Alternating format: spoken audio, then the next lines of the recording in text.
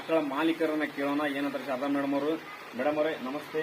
ಈ ಆಕಳು ನಿಮ್ಮದು ಎಷ್ಟು ದಿನ ಆಗಿತ್ತು, ಏನಾಗಿತ್ತು, ಬಟ್ ಅದ್ರ ಬಗ್ಗೆ ಒಂದು ಸ್ವಲ್ಪ ತಿಳಿಸಿ.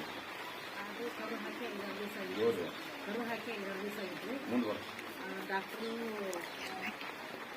ಡಾಕ್ಟರ್ ಬಂದು ಇಂಜೆಕ್ಷನ್ ಮಾಡ್ತಾ ಇದ್ರು ದಿನಾನು.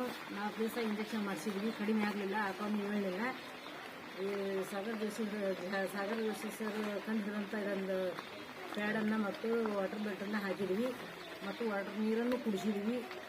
ಆಮೇಲೆ ಒಂದು ತಾಸಿಗೆ ಎದ್ದು ನಿಂತ್ರೆ ಆಕಳು ಬೆಲ್ಟನ್ನು ಕಂಡು ಬೆಲ್ಟ್ ಎಲ್ಲ ಕಂಡು ಹಿಡಿದಿದ್ದಕ್ಕೆ ಸಾಗರ್ ಜೋಶಿ ಸರ್ಗೆ ನನ್ನ ನಮಸ್ಕಾರವನ್ನು ತಿಳಿಸುತ್ತಾ. Yes, thank you madam, thank you so much. ನೋಡಬಹುದು, ನಿನ್ನೆ ಇದನ್ನ ನೈಟ್ 10 ಗಂಟೆಗೆ ಹಾಕಿದೆ, 11 ಗಂಟೆಗೆ ಆಕಳು ಎದ್ದು ನಿಂತಿದ್ದಾರೆ. ವಂಡರ್ಫುಲ್ ರಿಸಲ್ಟ್ ಅಂತ ಹೇಳಕ್ಕೆ ಇಷ್ಟಪಡ್ತೇನೆ. ಅದೇ ತರ ನನ್ನ ಅಪ್ಲೈನ್ಗಳಿಗೆ ಮಂಜುನಾಥ್ ಸರ್ ಆಗಿರ್ಬೋದು, ಶಿವಮೊಗ್ಗ, ಮತ್ತು ಅಶ್ವಿನಿ ಮೇಡಮ್ ಆಗಿರ್ಬೋದು, ಅದೇ ತರ ಮ್ಯಾಗ್ನೆಟಿಕ್ ನಾಗರಾಜ್ ಸರ್ ಆಗಿರ್ಬೋದು, ಮ್ಯಾಗ್ನೆಟಿಕ್ ಮಂಜುನಾಥ್ ಸರ್ ಆಗಿರ್ಬೋದು, ಇವೆಲ್ಲರಿಗೂ ಕೂಡ ಒಂದು ಗ್ರಾಟಿಟ್ಯೂಡ್ ಸಲ್ಲಿಸಕ್ಕೆ ಇಷ್ಟಪಡ್ತಾ ಇದ್ದೇನೆ ಫ್ರೆಂಡ್ಸ್.